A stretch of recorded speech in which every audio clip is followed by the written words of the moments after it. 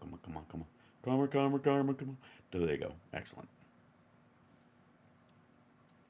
Can I please have your attention? And I need all of you to stop what you're doing and listen. Now, live from Chicago, the Hal Sparks radio program Mega Worldwide. I have come here to chew bubblegum and kick ass. Hal Sparks, actor, comedian, and multimedia personality. And I'm all out of bubblegum. Hal Sparks. All right, let's do this. Well, ladies and gentlemen, it's nice to be back with you and back with my dear friend Johnny Million. It's Johnny Million on YouTube and Twitch. What's happening, man? What's happening? I am streaming after the show today. Oh, well, I feel I'm in a new cover band, and I have a lot of songs to learn. Oh dear, what's the new band? They're called Wednesday's Child, and they play lots of modern Mission rock UK songs. I've never heard. Sorry, Sorry. Sorry, all Mission UK stuff. No, I'm kidding. It's all Muse and Exactly. 30 Seconds to Mars. If only. Yeah. I spent yesterday rehabbing my vocals after a show a couple of weeks ago, so I'm smoothing out some of the rough edges. So I have a little very loud karaoke setup in my in the downstairs.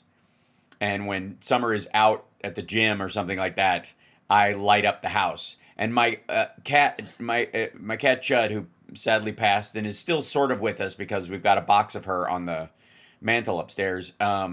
She used to think I was in pain when I was singing, and I was like, I must not sound very good because my cat thinks I'm dying. My cats always look at me like I'm insane when I'm playing through my amplifier. Right, yeah, because they're like, how is there a relation to the noise that's coming out of that thing and you? Because I know it's there, but I don't get it, right? So, obviously, big, crazy week, and you popped onto my stream for a split second during the week when we found out I did. Charlie... I wanted to share my honest takeaways from and as it happened. Yes. Because after I heard that he was shot, I honestly thought, well, good. And then I thought, well, I wonder if this is even real. And then I heard shot in the neck, and I was like, well, that's pretty specific. And then I started kind of like rethinking it and going like, no, wait, this is not good. This is going to I just started thinking about 1968 and all the people that kept getting killed one after the other. Right. And I thought this is just going to be everybody's new motive to be awful. Yes. And that brings me to my current theory about it. Now, to catch everybody up, not only with what actually happened, but with the ever-shifting common misconceptions versus common sense versus actual evidence that seems to be all over the map. Because you have to understand, in a circumstance like this, videos about the subject that are 2 days old are still popping up in people's algorithm as if they're breaking news. And they say breaking news. Could I throw in that if anything's going to cut through the noise, Hal, it's Kesh Patel. Right. Oh my God. Normally on my morning show, Monday, Wednesday, Fridays, Hal Sparks, Mega Worldwide, the morning show, I normally don't cover videos. I don't break them down like I do in the afternoon show. It's more for guests and for, longer philosophical conversations. However, I was infuriated by the pathetic, just North Korea style blather that was coming from Kesh Patel, congratulating himself and acting like he's, part of the rank and file and saying it was only by the grace of God giving us Pam Bondi and Donald Trump that we were able to apprehend this subject so swiftly within 33 hours. Okay, first of all, it is completely normal in a high-profile case like this for the offender to be apprehended in a 72-hour window or smaller. That's really normal because there's a lot of attention. The public's eyeballs are on it. There's a huge manhunt. It's making the news. And once there are pictures out, the entire country is on the lookout for them because they could be anywhere. Yeah, it's just kind of how it goes. The Boston bomber is the first one that comes to mind. People are just on alert. It takes a minute. That's right. Even you could argue that even John Wilkes Booth, and I don't know if you know this, this happened pre-social media, was found, largely because people had spotted him moving about, and then they trapped him in a farmhouse, right? And they, set fire to it so he'd run out. The old tear gas in the 1800s or whatever. Yeah. So, point being is that Charlie Kirk was assassinated by a single bullet on Wednesday while he was doing one of his college events in Utah on a campus that just I wouldn't say is demographically jam-packed with their usual suspects of enemies or others. It's not like he wasn't on addressing a group of Black Panthers on the Berkeley campus in 1967, let's just say. It was just, the whole thing looked like the audience looked like they were there to see beach volleyball. So let's just be abundantly clear. And let me say directly, no one deserves to die for their speech. No one deserves to die that isn't the direct recipients of self-defense, I would argue, or the direct defense of another. If someone, in that moment, I am against the death penalty not because some people don't deserve to die, because obviously they do. There's a bunch of people out there that you can absolutely morally go, this person has it coming, if there's any balance in the I just universe. don't believe in state-sponsored murder. Right, exactly. And you can get it wrong. And you can, no matter how long you keep Yep. somebody in jail wrongly, no one has ever been paroled from a cemetery. So the purpose of not having it is so that we don't ever kill an innocent person, period. If there's a chance, and of course there is, that's reason enough. You do not, and I don't know any victim's family who, if they came and sat down with them and said, okay, we found the person that did it. We know they did it red-handed, and we can kill them. But if we do, we're going to have to kill this other person who has no relation to the entire thing a couple of years from now. Because the system has to be set up that it has to operate on certain limited information, certain limited experience, and it's going to be wrong. So we can kill the person who killed your family member, but we have to kill somebody else to do it. I don't know any victim's family who go, okay, yeah, victimize that other family so that I can have my vengeance. And they wouldn't just say, put them in a gray box for the rest of their lives, right? And there's always somebody out for vengeance for that person. Well, and again, vengeance is an interminable, it's perpetual motion. Yes, it's not justice. Never satiated. That's right. Yeah. Vengeance is never satiated. Justice can be met. So justice is making sure that person never has a life, even if it means they're still alive, and making sure that they don't harm anyone else, which is the duty of law enforcement to society overall. It is not rehabilitation. It is not the first and foremost. These are secondary aspects of what a society might want out of something, but the primary thing is to make sure that the person who has done ill to the community, harmed a person, an innocent, doesn't have the chance to do it again within a specific window of time wherein they could do that damage. Namely, if you put somebody who's in their 40s or 50s in jail for 30 years, by the time they get out, most people aren't afraid. They can outrun them. So the idea is that that's why we have a window of punishment. Now, so I certainly don't believe in capital punishment for that very reason. I certainly don't believe in capital punishment without a trial, because a bunch of people online or in any group think that somebody's got it coming, which is why I do not support the Luigi crowd, which is exactly why I wouldn't support this guy, and which is exactly why I don't support the guy who shot up Democratic lawmakers because he thinks that they are mutilating children and killing babies. Because I've heard that lynch mobs jump to conclusions. I've read that somewhere. I did read that. I think that was in the Reverend Some Young Moon newsletter that you and I get. That's in the Scientology Weekly. So yes, I'll have the cream of some young guy. Right. Why is this chunky style? So he's not feeling well. This is gonna go so badly so quickly, because this is how we deal. By the way, Johnny and I have gallows humor, and we get it from different places. but I get it because my mom's a nurse, and her best friend at the hospital where she worked for a period of time when I was a kid, during the time I had my overdose when I was 5, her best friend worked with in the coroner's office.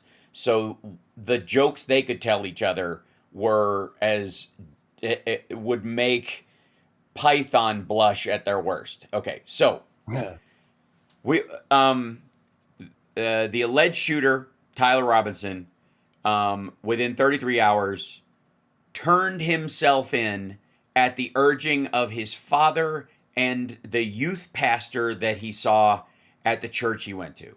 His parents, the storyline from the right, the immediate jump to conclusion was this was a trans activist Antifa person, and they were going by etchings found on shell casings that went along with the rifle. And they jumped to those conclusions thanks to a guy named Steven Crowder, who's a right-winger who's best known for having the voice of Fred on Scooby-Doo. If you ever listen to him, he sounds exactly like him. Oh, wow. You'll never unhear it. You'll never be able to unhear it. And then there's this like circulating little memo that some of the stuff had trans ideology or something, when it was really memes about it, ultimately done in irony and meant as a slam to the law enforcement that would find the shell casings, because they're going to look. Yeah, if you're reading this, ha ha ha. That's right. So let's take a break. When we come back, I want to break down some of the details and how I think the shooter is actually, who is not cooperating, is still on mission. That they are still carrying out what was the purpose of the shooting, if they indeed are the person. We'll be back right after this. It's the Hal Sparks radio program, Mega Worldwide. Well. I do get to play some Van Halen. Oh, that's good. What are you playing? The You Really Got Me. All right. So some Kinks via. Yeah. Can I show you something? Kinks via. Can I show you a project guitar that I've been working on that I? Oh yeah, please. Hold on, here, real quick. Also working on some Velvet Revolver, some Joe Walsh via Godsmack. This is for the Ozzy tribute. Look at that! Hey, it's a wild guitar. Right. I bought it off eBay. It was like a cheap, not like the low end one, the crap ones that he has. The kind of his Epiphone version. 20 seconds, guys. Right. And I replaced. I put new 8185s in it. I changed the tuners. I changed the pit. That body's pretty amazing. The body's beautiful. That's why, and the neck is great. Yeah. It's a little dry though. Yeah, so you just put. It's a scritchy neck, so I'm gonna have to like lacquer it or something. This is Hal Hsrpm, and you're listening to the Hal Sparks radio program, Mega Worldwide, on Chicago's Progressive Talk, WCPT. Welcome back to the show, folks. So the details as we understand them currently, and all this subject to change in this, this crazy world, this mad world we live in. Charlie Kirk was shot to death at a peaceful event that involved a lot of talking, where liberals would show up, progressives would show up and argue with him, wait in line for 90 minutes, 3 hours to challenge his argument. The thing said, prove me wrong.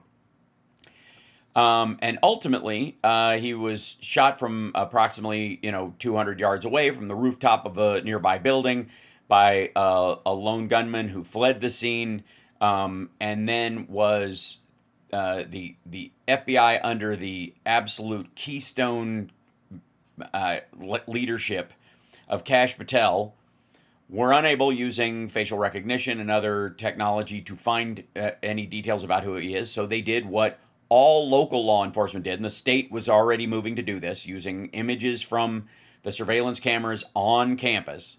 Released images of him. Yeah, the images are great. Yep, they released images of him. His pastor recognized him, contacted his father. The father reached out to the son. The son allegedly said that he would rather die than turn himself in. The father and the pastor talked him down from that, and he turned himself in. During that time, during that whole where they posted the pictures, Kash Patel was in New York with Dan Bongholio at the 9/11 memorial service. And the locals did not, by the way, the locals, because it's a local murder case, did not need permission from Kash Patel or the Department of Justice to release images to the public.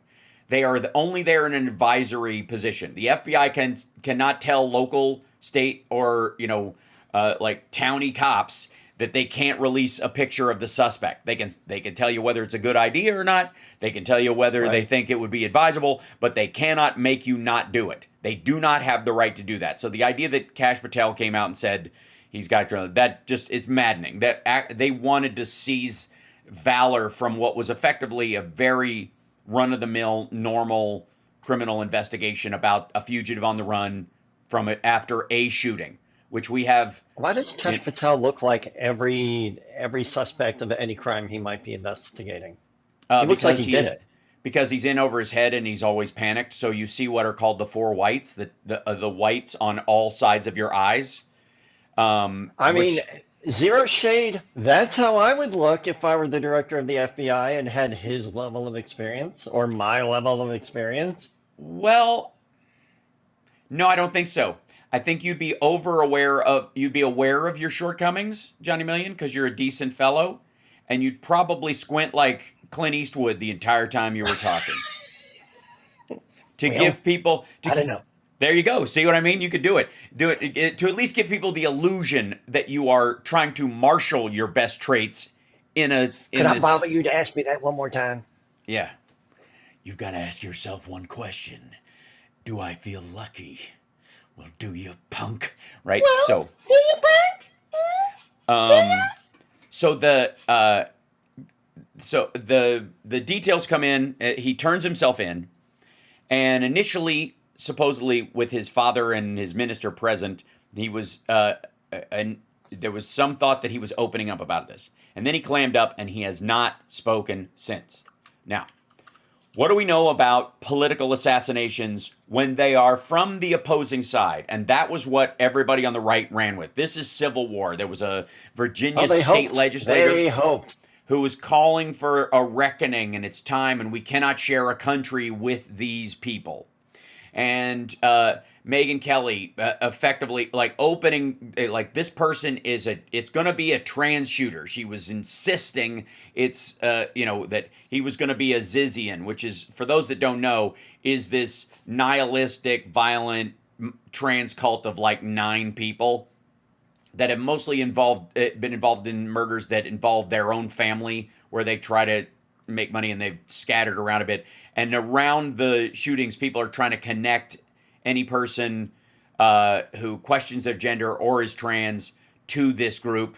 And so far, no good. Not any bigger thing. Amongst them killing each other and stuff, it's just like the Uhuru group in Georgia that was like a black Hebrew Israelite adjacent group that was, that killed one of their own. It tends to be like that, right? It tends to be very, the Branch Davidians beating a guy to death in their basement well before the FBI ever showed up, a couple of years later. You find some bones in the wall.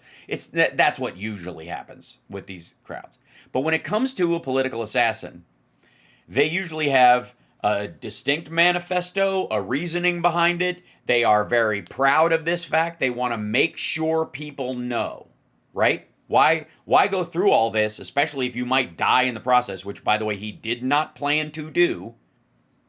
He had an escape plan. He was planning on getting away with it and maybe moving on to somebody else, which brings me to why I think this is an ongoing plot just with him. I don't know that there's anybody else involved. The point I'm trying to make is that what we would find later is that the things written on, that were hinted at being anti-fascist or pro-trans on his bullet casings that he etched on there were actually gamer memes known to the Groyper community, which is the Nick Fuentes crowd, the Christian white nationalist there's about 1 million of these guys that Nick Fuentes has been cultivating. Now, that said, Nick Fuentes, as awful a human being as he is, and he's from Chicago, ladies and gentlemen, he's, as the governor of Utah said, one of our own.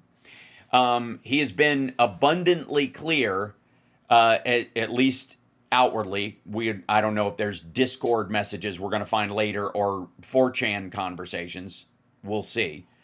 But outwardly on his show all the time, he is not preaching violence. He's not even preaching a sort of overt control point like wear your MAGA hat, let everybody know you're on the team the way. Yeah, they found him once. They found him in Berwyn. That's right. He's not looking to poke any bears. Right. And his whole thing is that he's been teaching for a long time is that he wants his followers to like get rich, infiltrate the system, and then purge the system of all these things that, you like take over all the big industries, get an engineering and, or a science degree, get a programming degree. And by the way, he's not the first that's preached this. There was this Zen master pyramid scheme dude in the 70s and early 80s that all of his teaching was he taught meditation classes, found some true believers, and then told those people, I want you guys all to learn to code, and I want you in every tech company in the country so that we can make money from these things and build our own version of this control point, because he was going to be like a Sung Myung Moon or a Kim Jong Un, but he was a white guy with a big perm. Long story, but he was. I think they called him Rama, R-A-M-A, because everybody had a name like that. So yeah, his last name Lama Ding Dong. Yeah, Lama Ding Dong. That's right. Lama was his middle name. He would go by it sometimes. If to people who knew him well. It was hyphenated. Lama. How about a little something for Lama the effort? Ding Dong. It all ties to Chicago. So this is not me saying that this is a fomented movement. The problem is when you wind some people up, they're gonna keep going. And in this particular case, if this person was a Antifa, trans activist, what have you, you would find that they had left, some sort of message, or they'd be willing to play it. If their idea is, kill that guy and foment a war, set it off, as it were, which is usually what political assassinations are about, set it off. What you would want to do, if you're on the opposite side of that person, is come clean about that. You'd go, this is why I did it. This is what that person represents these things, and here it comes. Now, we have not heard that from this person. They have stopped cooperating. Now, that might just simply be because Donald Trump, who is a moron, has said in front of God and country that this person should get the death penalty. He looks really good lately, though. Oh, he does. I don't know what he's done, but he looks rejuvenated. Yeah, I think he stared into the Ark of the Covenant for just a couple of seconds. Isn't it beautiful? It's beautiful, right? And then, yeah, right. And then backed off. So this guy, if you're on the opposite side, most of the time, whether it's the Unabomber or something like that, you have a manifesto and you want it to come out. And when anybody asks you, off you go. Especially if you were there to die for the cause. Now, again, this guy was not there to die for the cause. He meant to sneak away and succeed. But if you're killing one of your own, or one person on your side, to trigger something along the lines of helter skelter, you don't say anything. You kill the person and let the natural broken discourse carry it away. Yeah. That's what you do. You assassinate one of your own and cause an uprising amongst your own people who think you have a Judas moment. So why was Judas the most the apostle that loved Jesus the most in theory? Was because he believed he was truly the Messiah. Is he the one with a really deep voice in the musical? That's right. Or no, that's Yes, and it was played by Corey Glover, masterfully, by the way, at one point. It's because he thought he had to call Jesus' bluff.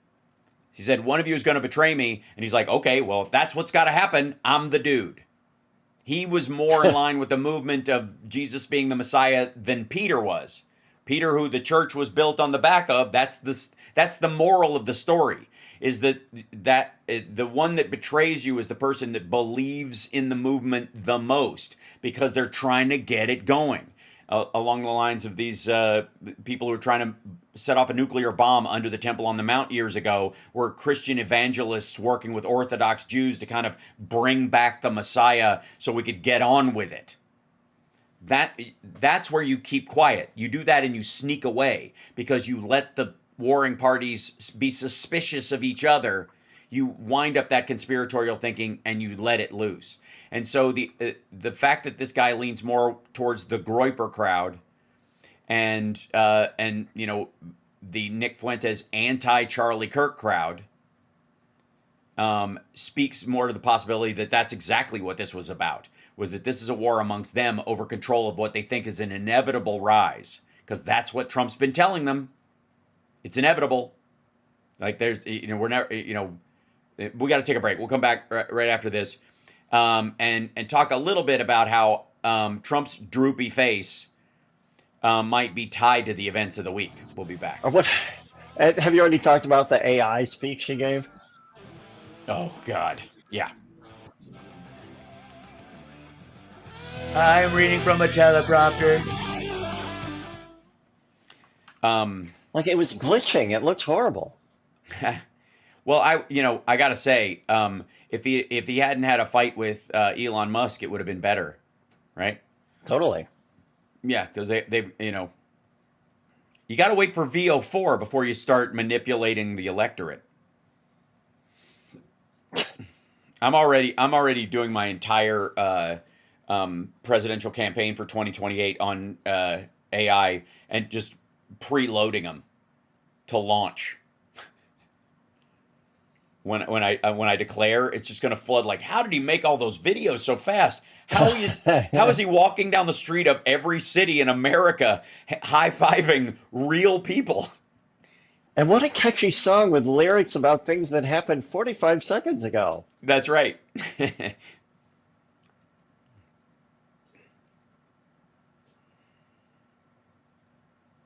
Mm-hmm. Mm-hmm.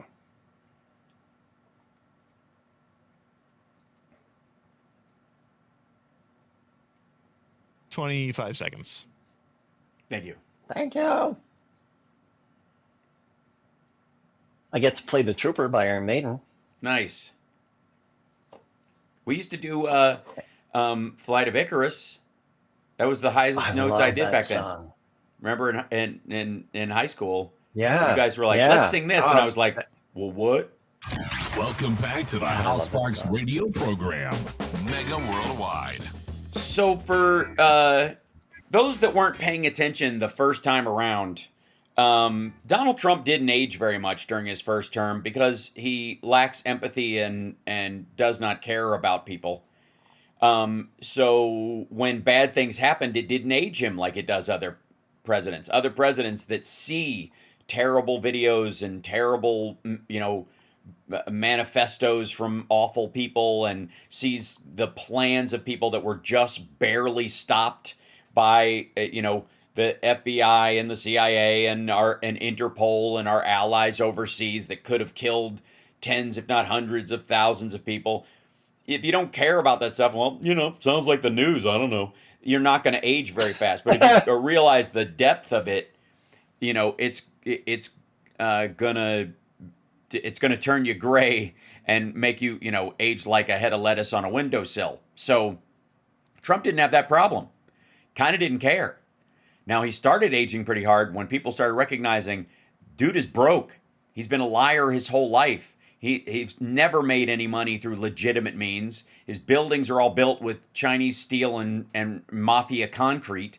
And that's how he got ahead of other people that were in his, you know, in the same circle as him in New York. That and his dad giving him a head start because he's a second-generation rich kid. Which, by the way, the maggot universe used to have total contempt for. The guy who only gets the job and gets the head start because their dad set them up. Until that person advanced their hate. That's right. So the during that time when you could see he was starting to get a little more tired than usual. His anger kept him going, but it was definitely weighing on him. And then he got back into office, and the stuff, and Vladimir Putin didn't keep his promises to the president. What? Sure, I'll end the war as soon as you get in. You'll look like a good guy, and then we'll make lots of money. Nope. Netanyahu, look, just 2 more weeks, and you'll partner with us, and Jared's going to build this beachfront property, and it's going to be gorgeous, and we'll just move these people out of here. I mean, honestly. Nope.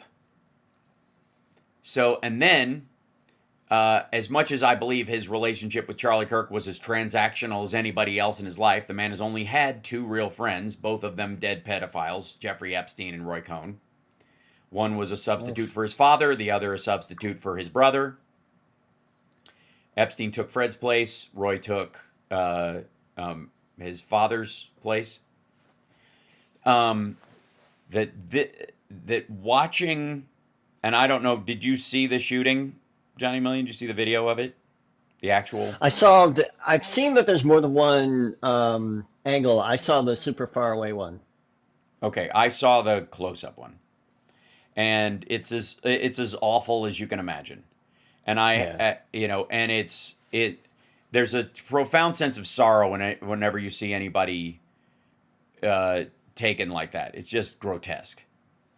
And whether Donald Trump is hit by that, the sorrow of seeing another human being's life just torn from them painfully and swiftly, in those moments, whether you can, I don't think necessarily Trump can connect. Did you see his to reaction yesterday when they asked him about his friend Hey, Charlie Kirk, and he said, "Have I told you about the Epstein terrible. ballroom?" See the construction for the new ballroom. Yeah, Like he didn't even inhale again. Right? Yeah, because he didn't want to talk about it. He's ready to move on already. But I will say that watching that stuff, Trump thinks of himself clearly. Yeah, he doesn't want to. And I don't want to end up like that. And I think even if people believe that they staged the shooting against him last year or any of those things, which they very well may have, I wouldn't put it past them. Because you know how I think that? They missed. Like, if it was any of the people they say, I can't imagine that they would nick him in the ear. A visible wound that you could show off at the RNC, but isn't in any way long-term damage, right?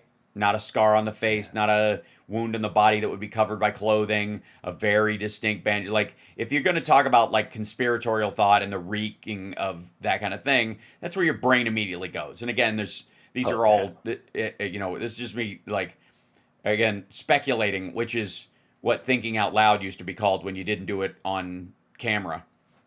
But the point is that Trump sees these things and immediately, as with the, victim mentality that he has and the low self-esteem that he has and the desire for power that he has that comes from that, he immediately feels it as if it was him, not as, can you imagine being... That's as close as he'll get to empathy. That's right. Yeah. Like, because I immediately Fear of assassination. Erica Kirk, his wife, and his 2 little daughters, and the idea that the internet is forever, and at some point his daughters might see that is just, it's terrible. Like, it's just, I mean, look at how you could argue that the Kennedy assassination, especially John, but also Robert, obliterated parts, especially of the grandkids, the younger kids in the Kennedy family. Seeing that happen, the addiction and the behavior that comes from that, like trauma of knowing that not only that, seeing that happen, because it did it to a lot of people. A lot of Americans had that reaction, were traumatized by that in their own lives, and then imagine being related, right? So look at that, we got some Kick people on. How you doing? So what I would say is that I think everybody immediately goes into the conspiratorial mindset around this, and it removes us emotionally from it. It's one of the ways people remove themselves emotionally from it. Start dissecting, become the coroner first responder on the scene, and you can remove yourself from the the abject horror of a death right in front of you. Yes. So from a from a heartfelt response where you're going the kid, because I immediately went, the kids that are there, the college kids, his family, this, just seeing this horror is so devastating. I honestly just don't feel like Trump saw that. I think he saw, they got one of my allies. That's it. And he talks about it like that. And I think, and I gotta say, like, the way he went straight from, yeah, it's a sad thing. Have I told you about the ballroom? We're gonna have a thing at the ball, like, we're building, again, the Epstein ballroom. I would like to say forever christen the Epstein ballroom, not just because allegedly when Epstein started ingratiating himself into the Clinton world, he was there to shepherd money into the White House for refurbishing parts of it, bringing in billionaires to like build out a new Rose Garden-y kind of place, eventually maybe even a ballroom. That's one of the things Epstein was supposed to work on, but also that's where the evidence will be buried. It will be in the foundation, like Jimmy Hoffa. Because nobody will dig it up. Nobody will go in there and, we're hunting for that, because they just wouldn't. And, it worked with Ivana's grave, I guess, is the theory. So, I gotta say, and we'll see what this guy says. This is all, where we're going. But usually in circumstances like this, and it's sad that we have a usually, and by the way, it's not just an American thing. Usually the world over, when a political assassination happens, the political assassin, when they are from the opposite side, cannot wait to express why and their reasoning behind it, because you have to have those stacked in yourself so high before you ever get a gun, plan to get rid of it, lay on a rooftop, put someone in your sights, and take their life. There's a lot that has to happen in a person before they reach that point where they will take another human being's life. So when you're doing it for political reasons or religious reasons, which are most of the time very aligned, this is political beliefs that verge on the religious as far as passion and belief, beyond facts, reason, beyond the value of human life, that kind of thing. That to get to that point, if you're killing someone you're directly against, you kind of are exploding with all that evidence, the evidence that justifies what you are planning to do. But if you're trying to set off a civil war, if you're trying to set two sides against each other, you don't. You retreat. You write piggy on the wall in the blood of the victims, and then you go back to the ranch and you fall asleep. That's what Helter Skelter was. Helter Skelter was an attempt to jumpstart a civil war, turn people against each other, ratchet up the violence so that it would finally spill over.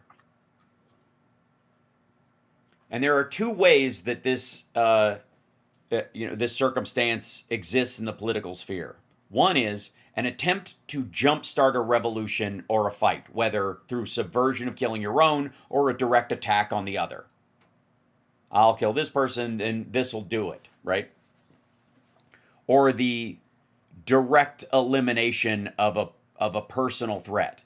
When that person is a figurehead, that is never the case. When it's the front end of an organization, that's never how it works out.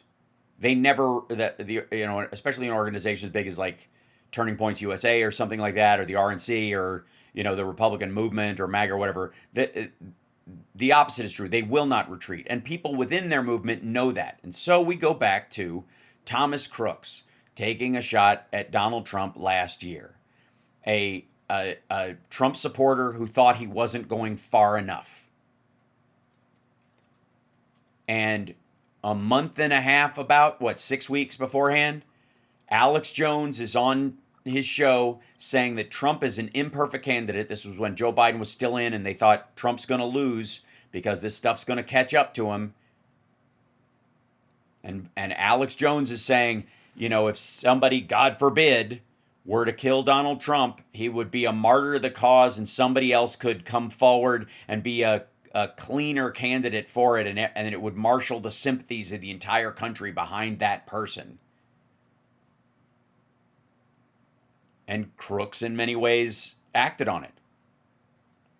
It is why, by the way, if Thomas Crooks was the kind of person who had a manifesto and was against Trump, was an anti-Trumper all the way, do you think Trump would have shrugged it off and said, it's just one guy and is asked and answered. I don't really even think about him anymore. Of course not. So the question in this circumstance is that, and if this guy ends up just not saying anything and going quietly to jail, it leans increasingly towards somebody who wants to trigger some sort of revolution where people die because they never think it's going to be them. And so I would say, which is also why the death penalty doesn't work. Nobody thinks it's going to happen to them. That's right. Yeah, because they either think they're going to go out in a blaze of glory, or they think they're going to get away with it, or it's a war.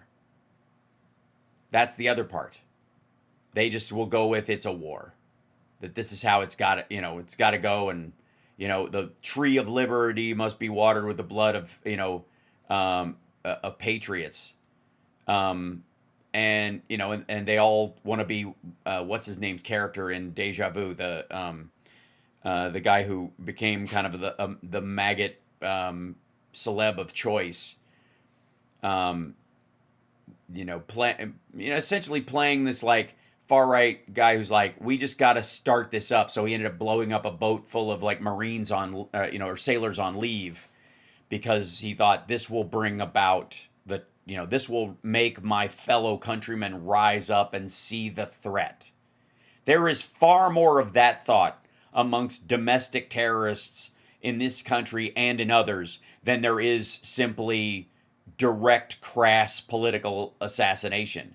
Because by and large, most political movements recognize that we deify and give sainthood to the victims of political assassination, and no matter what side they're on. That if Steve Scalise had not been injured in that baseball shooting, does anybody think he would be naturally part of the leadership of the House right now? Mm-hmm. Just by the normal order of things, being the congressman that he is? Of course not. So the function of that, it has been shown over the centuries, but also over the last, several decades, to be dysfunctional. So much so that it is inverted on itself, and that you are more likely to be done in by a purist on your own side than by some stranger deciding that you're the perfect target. Yeah. And that very well may be where we are with this. But regardless, the value of measured, peaceful, civil discourse and response after this has, I think, we're maybe now more aware of that than ever, considering Twitter's a Hitlerian cesspool. We got to take a break. I went right through that last little window, but we'll try. We'll be back right after this. It's the Hal Sparks Radio program, Mega Worldwide.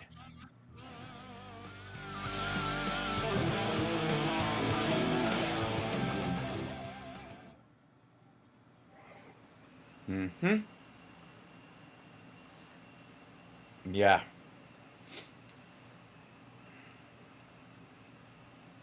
Let's talk about the Epstein files, shall we? Yeah. On a He's going to be note, so thrilled for this distraction. Oh, man. Yeah. If he wants to not talk about Charlie Kirk, I've got something else to bring up. Mm-hmm. Well, and again, that's my other theory. I'll bring that up at the beginning.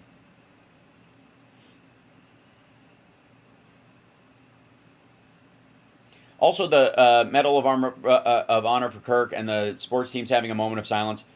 I will always take those moments as not a moment of silence, thank you, for the man himself, but for the fact that we have free speech in this country and people shouldn't be killed for talking. That's what it boils down to. And again, this goes directly to, you will always deify the person you kill or codify the system you attack when you do it this way, especially now. You're locked into the Hal Sparks radio program, Mega Worldwide. Okay, so there was a clear response to Donald Trump at the 9/11 memorial, where again he said we were a dead country last year and we're hot as a pistol this year. We're the hottest country, just like because his brain is tapioca and he's just firing like these are just like raw synapses just firing at random on on the well-tread track of bloviated self-congratulation that he lives in.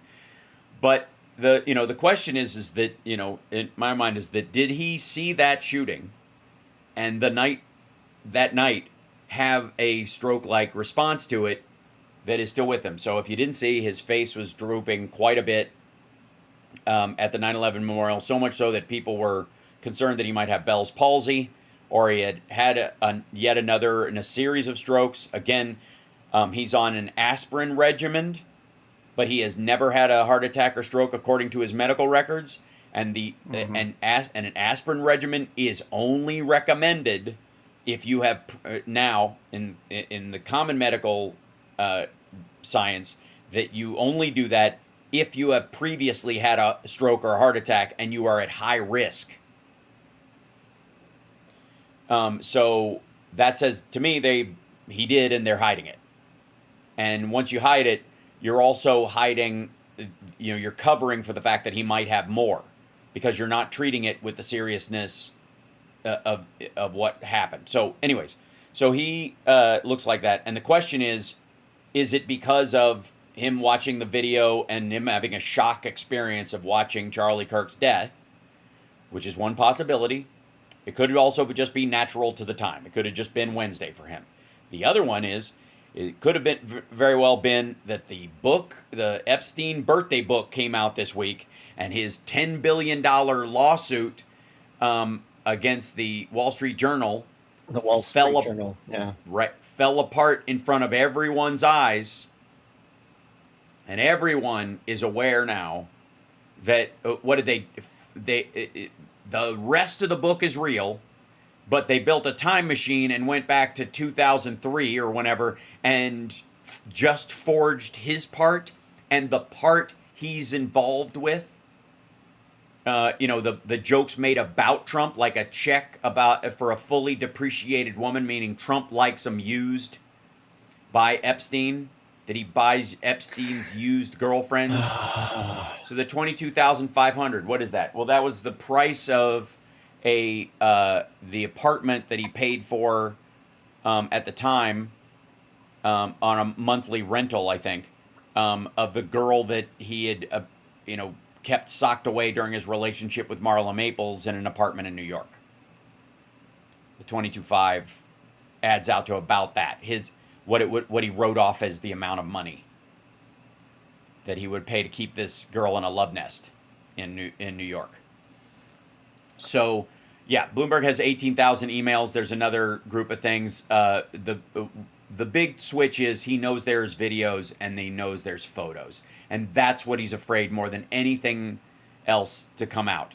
And one of the reasons why he freaked out so much about the birthday book is that these are photocopies. These are pictures. You can see the hand drawing and his signature. You can see his buddy standing there with a check with his name on it to buy this woman from Jeffrey Epstein.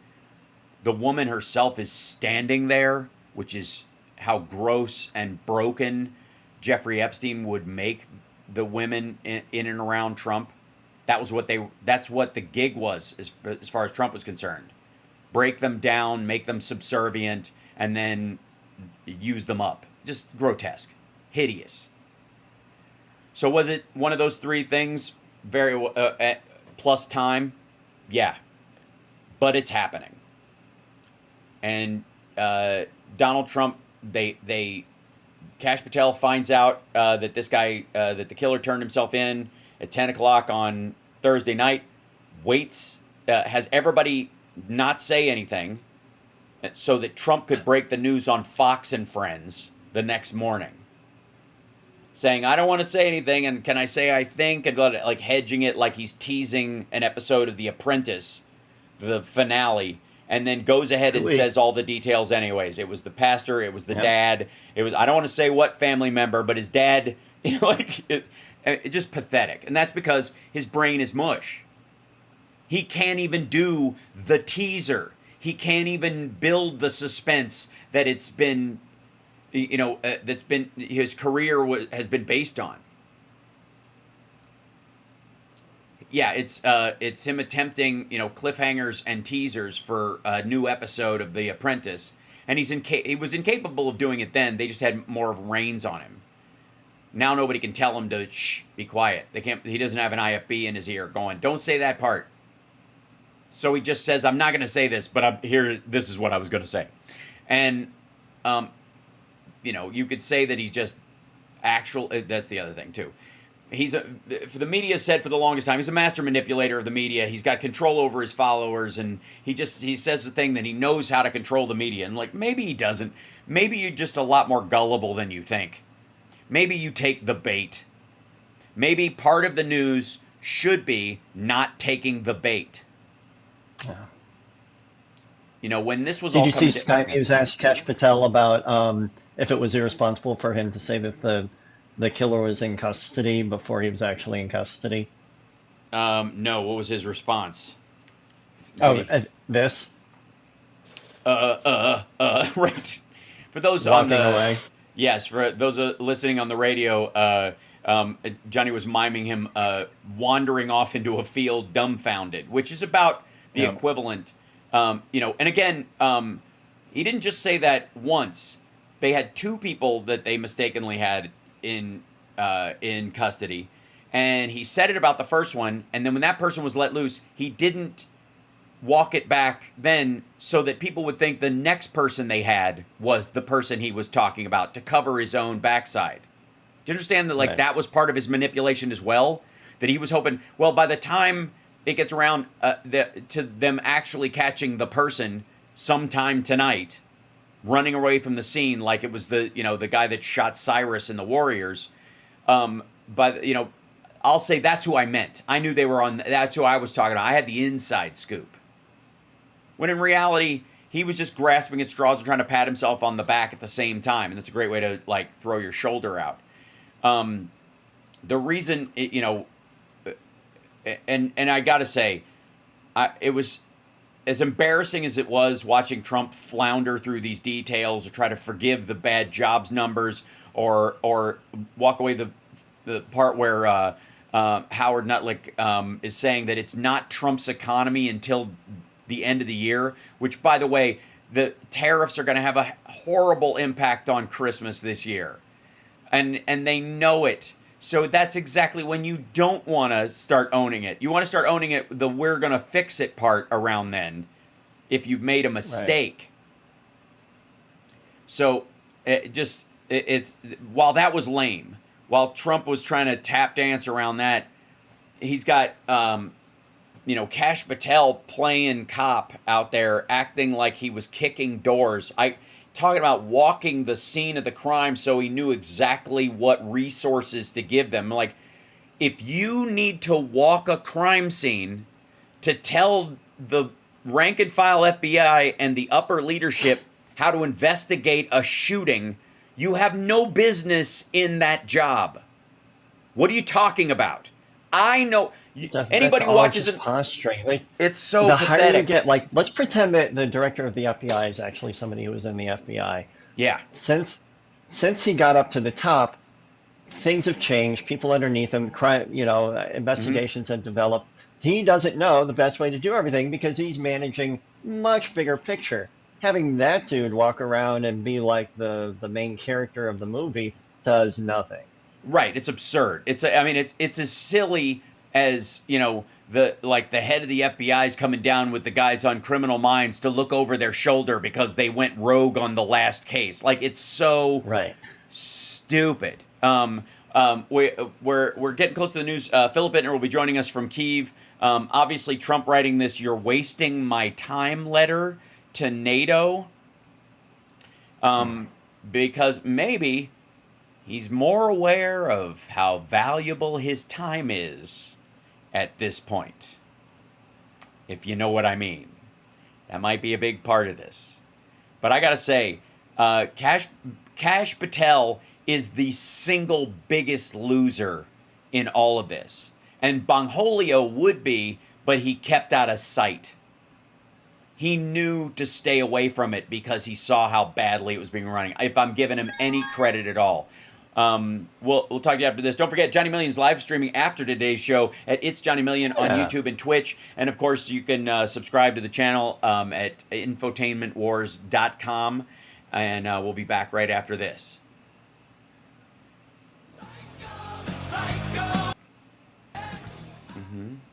There we go. And let me put Phil in here.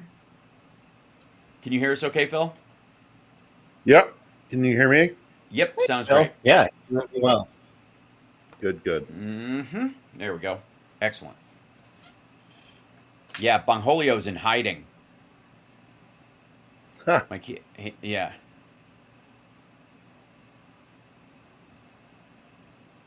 Let's see.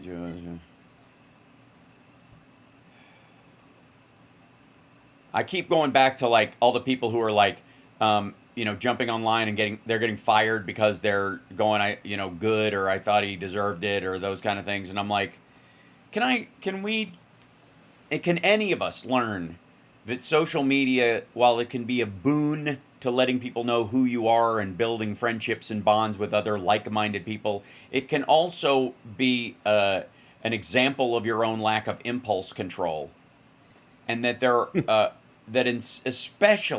especially in situations like this, there will be plenty of time to point out, as we have many times, that Herman Cain should have known that COVID will kill you, especially in his age range, and don't go to a rally where no one believes it without wearing a mask. And because you were there, like, I'm going to go over to everybody and just breathe their air, and then he died. It's still true. It's ironic. It's sad. It's pitiful. It's, and that amount of time, you'll notice, it's easier to make your point than while somebody is still being autopsied. Like, and as a decent human being, tap the brakes. Well, and there's a difference between celebrating Yes. a person's passing and Right. recognizing that you can have sympathy for those, in his family, or Right. also just the concept of, the death of a human being should not be celebrated. Right. Doesn't mean you have to. Doesn't even mean you have to mourn their passing necessarily. Right. But I mean, I will confess, I have a Burn Bundy burn shirt that I wear as a band tee sometimes in my more punk rock moments. That's a direct copy of the ones they were selling outside the prison, as as an ironic piece of wear. But that would be an example of people who are celebrating their freedom from this monster that was among them. But it ain't healthy to dwell on that. No. Dan is which Dan? Okay. How do you think the blue states should do a soft secession? No. Stand No. by, coming back. Thank you. Thank you. I do think blue states should start constantly reminding everyone that they pay for everything. You're listening to the Hal Sparks radio program, Mega Worldwide. I've had people walk out of me before, but not when I was being so charming. Video streaming at halsparks.com. I don't care for you or for the putrid sludge you're troweling out. Damn puss-faced little pimp stick. True progressive talk. Might be a good time for you guys to give up. Welcome back to the show. Joining us from Kyiv is our dear friend Philip Ittner, and Yay, Johnny Phil. Million. Yes, and Johnny Million is still with us. He's going to be farming questions that you might have for Phil from the chat room at infotainmentwars.com, at twitch.tv/AlSparks, in even kick.com, which I've actually seen our first posting on that channel from in this. So just tag Johnny Million in it, and he'll try to get the questions to Phil and I. That being said, I think the biggest piece, like kind of current news about this, and Phil is, of course, the host of On the Edge, which gives you a really personal look inside what's going on in Ukraine right now. But Trump sent a notice to NATO saying, you're wasting my time. This is, so Trump, he put this on, again, put it on Truth Sinkhole. This is not Trump's war, all caps. It would have never started if I was president, in parentheses, because it wouldn't have been a war, because he would have just let Russia take the country. It is Biden's and Zelensky's war, which is really fascinating that he's blaming Zelensky. He's also put an extra Y on the end of Zelensky's name for, I'm not quite sure, to honor the Hebrew staff to which this belongs or something. And he goes, I'm only here to help stop it and save thousands of Russian and Ukrainian lives. Interesting that Russian first, but okay. 7,118 lives lost last week alone. Crazy, in parentheses. If NATO does as I say, the war, in all caps, will end quickly and all of those lives will be saved. If not, you are just wasting my time and the time, energy, and money of the United States. Now, does what he says is just, and I think this is about the India tariffs, which doesn't work that way in other countries. And again, most countries, including our own, it's up to their own congressional bodies or parliaments to create tariff systems. So the leaders of those countries can't just run out with a stamp and hammer it. They've got to have, more of a gathering even than we do. They have fewer emergency powers, especially, thanks 9/11. So this is, this is what he's basically complaining that effectively it didn't end as fast as he said, and it's embarrassing him. And it's more complicated than people thought. Right down to it, yeah. Well, and it's also, I mean, when he says stuff like that, and he says, in particular, it takes two to tango, or this was Biden. It doesn't take two to declare war. No. Yeah. No. Or this is Biden's war, Zelensky's war. This war would never have happened if I had been president. Shows that he doesn't understand what the causes of this war are. Right. Well, anything. The causes of this war. The causes of this war go back 5 centuries. Mm-hmm. The causes of this war are when Catherine the Great betrayed a treaty that she had made with the Ukrainian Cossacks, who were trying to fight off the Polish-Lithuanian Commonwealth in the 16th century. You think Trump knows that? Mm-hmm. No, I don't. And he doesn't care because that's ancient history anyways. He doesn't care about the reasonings, but he thinks the Civil War could have been negotiated away. Let's be clear. Yeah. So of course he doesn't know what was happening, 500 years ago in Russia. But I will say that he doesn't. Even still, while that might be the story that Putin uses to manipulate his own people, currently it's still a resource war for people. The same reason it was a problem back then is the same reason it's a problem back now. You gave away our fertile land where we could grow crops and where there's minerals or oil or any resource now, and we're going to take it back because it's ours. There's because that. It's all our turf, right? Yeah. It's. I mean, there is some of that. Obviously, the fertile ground being a primary. The minerals, not so much, because of course, Russia is enormous. But Russia's got a very small part of it west of the Urals that you can have a decent growing season, and even then it's too short for them. So absolutely, there's a resource aspect to it. There's imperialism, colonialism, strategic positioning. There are a number historical reasons for it, but to just say, oh, it wouldn't have happened if it hadn't been, if I had been president, it reveals such a level of ignorance to the whole thing. And ego. Of course, he doesn't know any of that. And ego. Mm-hmm. Putin was going to do this war. I mean, I've told the story 1,000 times. When in 2014, when I was on Maidan Square here in Kiev, when the Revolution of Dignity happened and they broke with Moscow, I had people repeatedly saying to me, they will not just let us go. They're not going to just let us go. Right. We're going to, this is going to get worse. They are going to invade. They're going to try and undermine us. There will be hybrid war. Obviously already they were thinking about full scale wars, which is why for the following 8 years, from 2014 to 2022, one of the things that I was an eyewitness to, and I kept trying to sell this as a story to various news outlets, was that one of the very smart things that the Ukrainians were doing was that they were creating units and then rotating them through the conflict zone in Donetsk, out in the east, right? There was that entire period of time when there was a hot war going on out in Donetsk and Luhansk.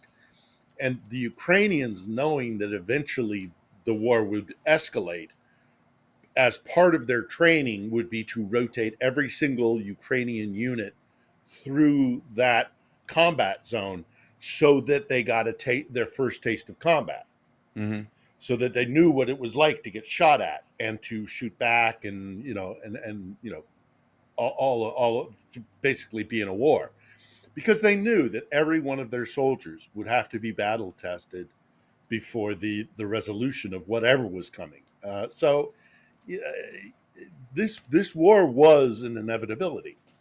Especially because they were running out of time. I want to also point out there's a couple of demographic elements of this that I think people just lose sight of, because I don't think demographics, because I think in our country when demographics are brought up, it's either for polling in terms of votes, or it's because panicked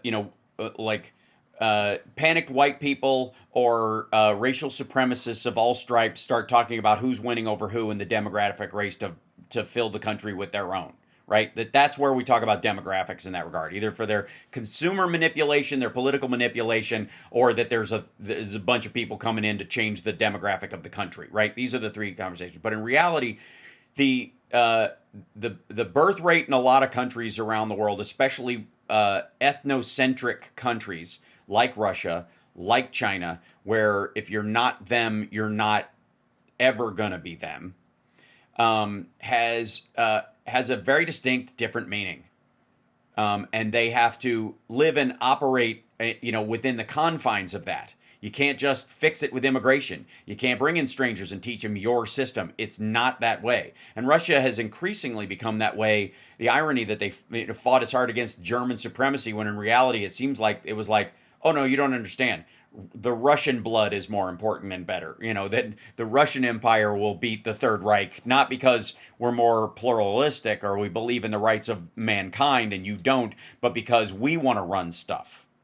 And if you're running out of young men, it's harder to fight a war.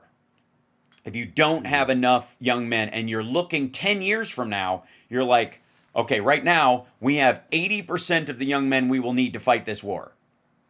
In 10 years, we will have 40%, because they will age out. They will be outside that 18 to 26 year window by such an egregious amount, or they'll be far too young if there are enough of them to learn and be able to fight. So you're stuck. If you don't start now, you're never going to be able to do it. You have to claim people, and you have to steal children. You have to rape people and take the children, the progeny of these things. This is old, this is millennia old, warlord stuff based on the Mongols. Yes, this is exactly what the Mongols did. It's exactly what the Byzantine. That's not a coincidence. Yeah, it's not a coincidence. The Ottoman and the Byzantine Empire. That's what they were doing. That's what you do. It's one of the reasons, by the way, why Judaism is passed through the mother's side, because rape as a weapon of war to increase your numbers was so ubiquitous during that period of time that they decided, you know what, we're just going to tell everybody if you're born to a Jewish mom, you're Jewish. Therefore, even if she is sexually assaulted and the child is of that, it makes another Jew. It was a countermeasure in a situation where that was the normal strategy of the day.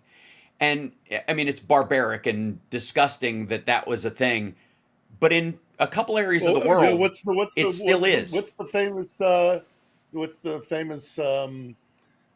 stat that everybody throws out that some percentage of the entire world's population has Genghis Khan's it's like DNA because that's what he did.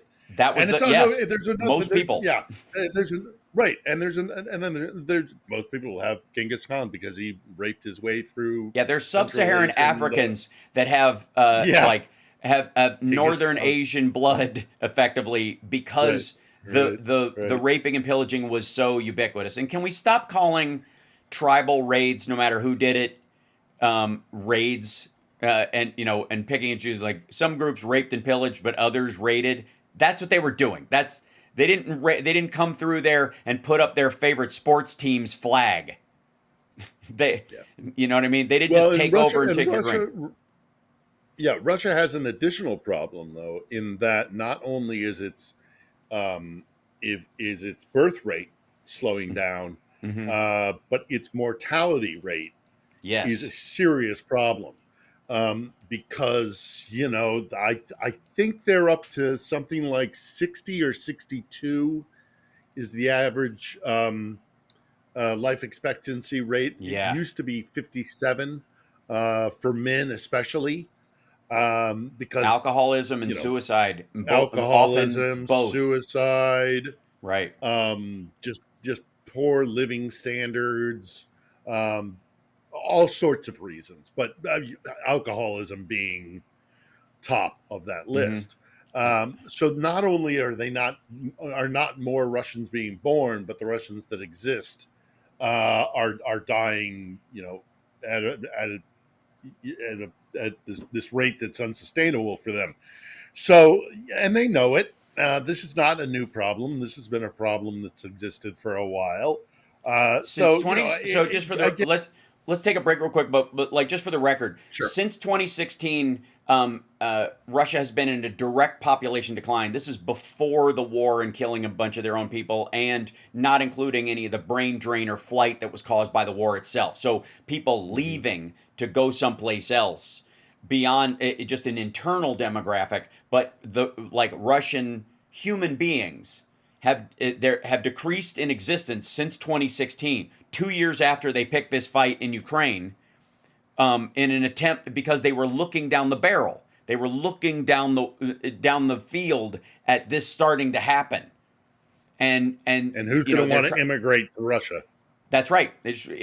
Nobody. Well, like the occasional maggot who finds themselves on the front lines. We got to take a break. We'll be back right after this. It's the Hal Sparks Radio program, Mega Worldwide, now with 100% more Johnny Million. And, of course, follow Philip Bittner on all of his socials. And don't forget, go to Philip Bittner's YouTube channel and subscribe to On the Edge. We'll be back.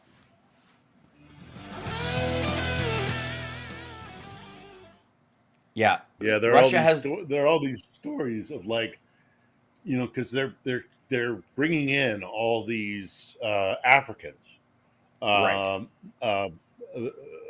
Mostly along the Sahel, and these guys show up, and they're there for about, and women, a lot of women, to work in their factories, building drones. Right. And they show up, and we have all these reports of, like, within 2 weeks, they're like, well, I want to go home. No. Right. No, don't want to be here. They go because of the money. Yeah. But they also go thinking that maybe they can marry a Russian man. These are the women, of course. Mm-hmm. The men show up, and they're often tricked and sent off to the front. But yeah, everybody who kind of shows up there. Back in 10. Thank you. Very short period of time. It's like, nope. So immigration is not an answer. Yeah. Well, and you can't, again, when you're trying to be an ethno-state, you can't bring in people from Africa and mate with them. Welcome back to the Hal Sparks Radio program, Mega Worldwide.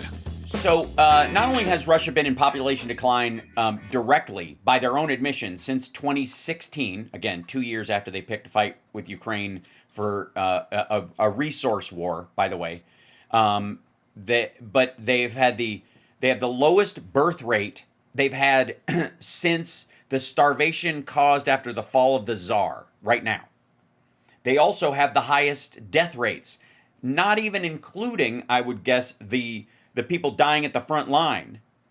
Inside the country, the death rate from disease and from self-inflicted harm and from all manners of death is higher than it has been historically. And they've tried to remedy the lack of workers by bringing in migrants and that kind of stuff, but it is not. I think in the United States we think of like migrants come in to do the jobs Americans don't want to do and that kind of stuff. And the vast majority of people either are in favor of or fear that they will become part of society, that they will become Americans, right? We have an argument here about whether migrants who are here under the table working at some place, if they've been here for years, should just be able to have a pathway to citizenship since they've basically been citizens for a couple of decades. We have a conversation about that here, and it can be contentious at times, but it's a real conversation. It's a fear on one side and a desire on the other, or a mix of the two in the middle.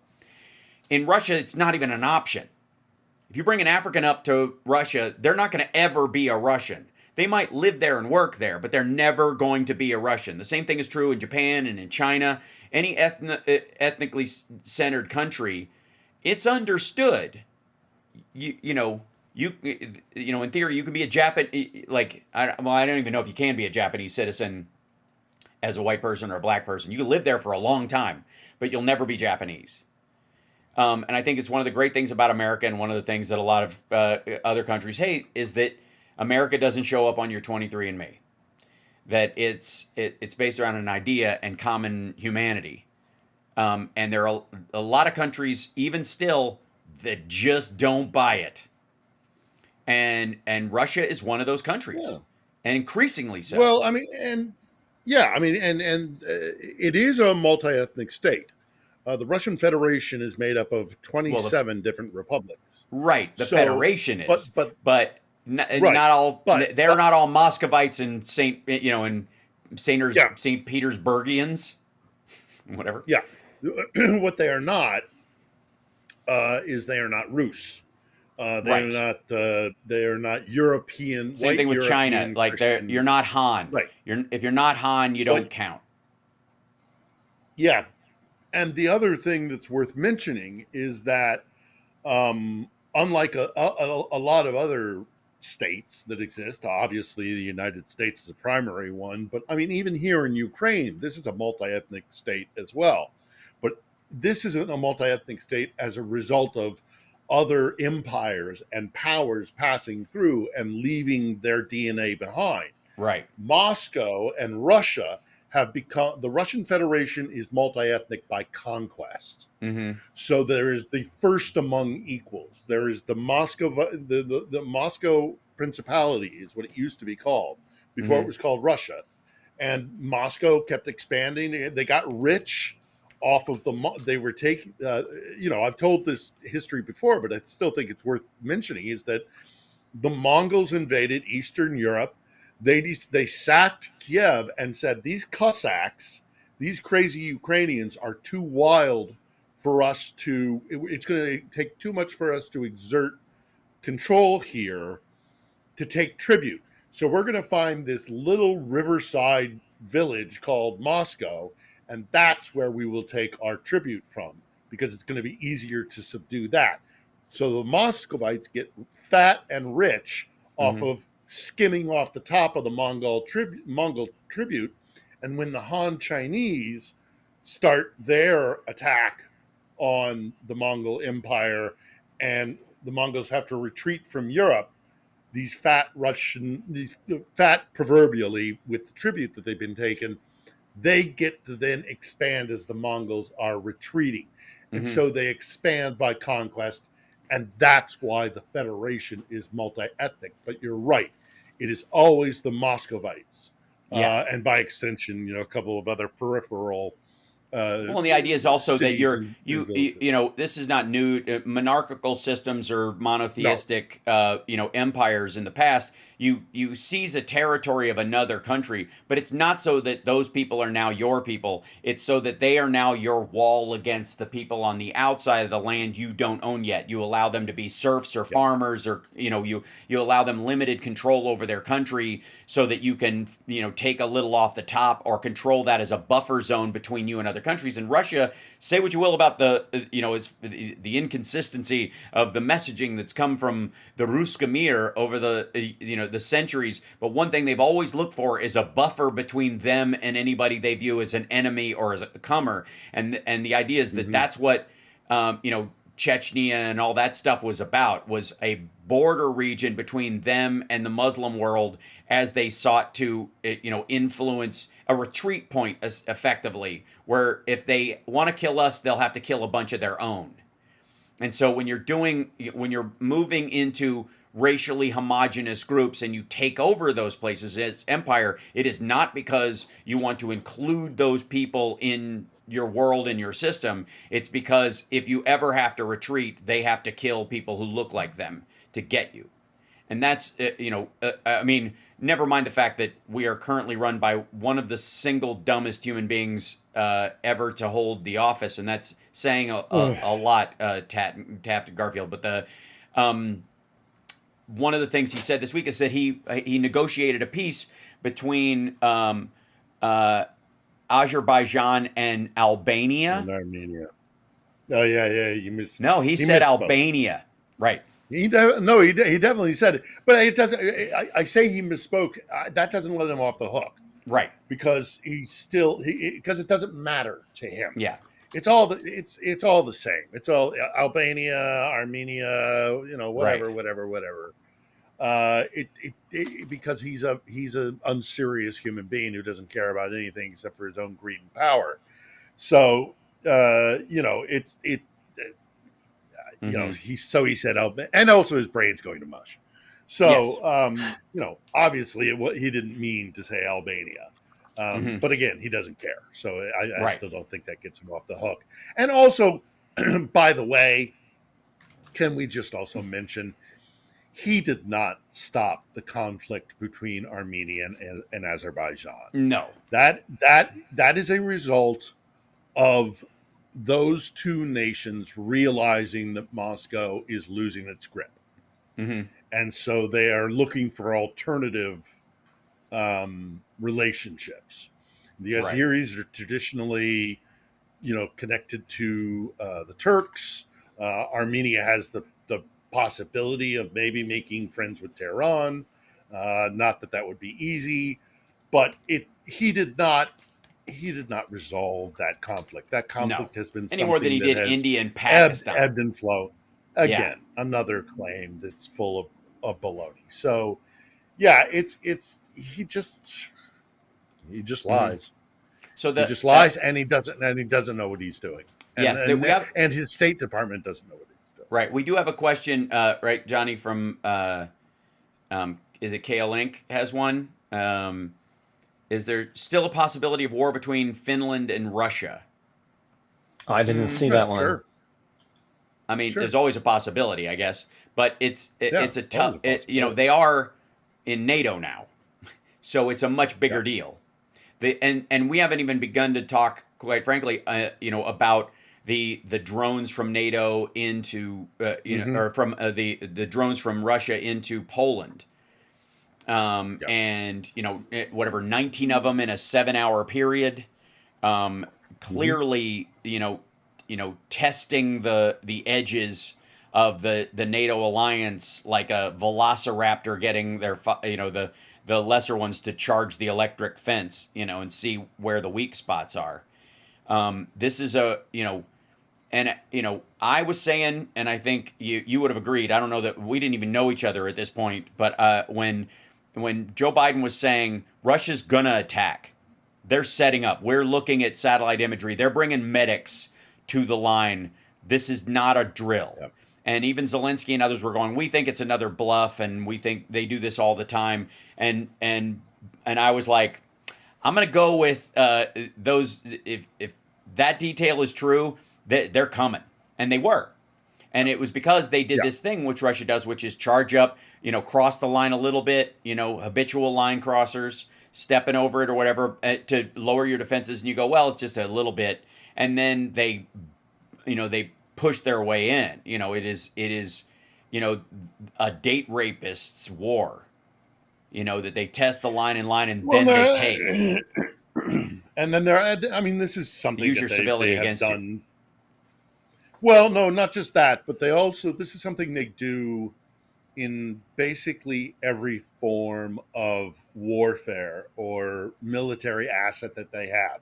So you will see Russian submarines trailing American submarines in the Bering Strait, or you will see strategic bombers going into British airspace above the North Sea.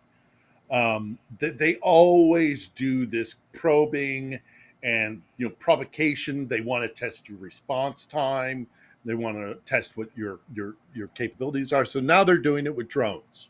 Mm-hmm. Although I have also, so they're kind of probing that. They could also be gathering surveillance. This is under the auspices of a military exercise right next door in Belarus. But it also could just be that they're trying to scare the West into keeping assets inside their countries instead of giving it to Ukraine, which is the really scary thing for Moscow. Yeah, I think, let's take a break. We'll come back because I want to address that a little bit more, and we'll take more questions from the chat room. We'll be back right after this. It's the Hal Sparks Radio program, Mega Worldwide on WCPT Radio, Chicago's Progressive Talk.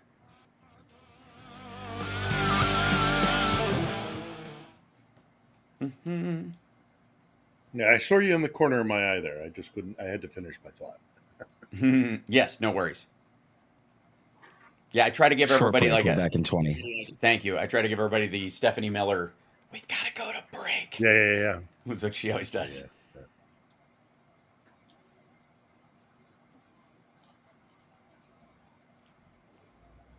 That's pretty standard. Mm-hmm. We did that at CBS too. Mm-hmm.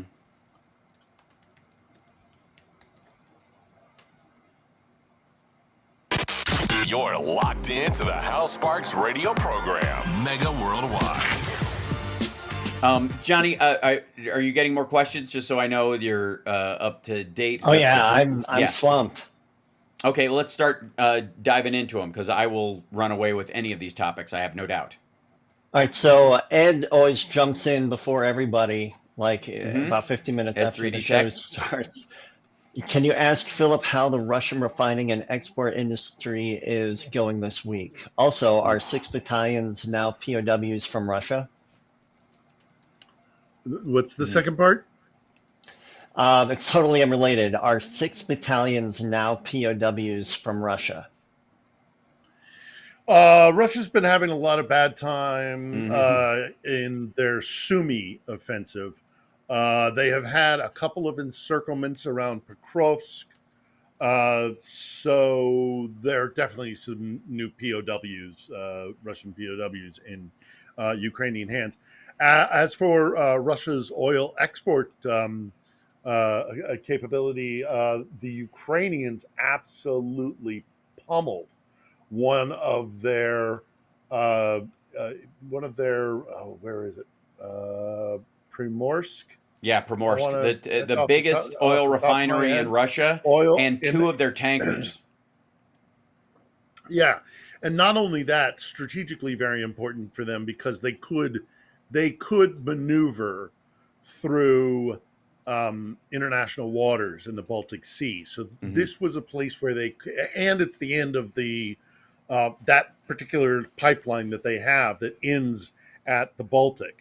And they loaded up with their shadow fleet, where they sell fossil fuels illegally, averting sanctions.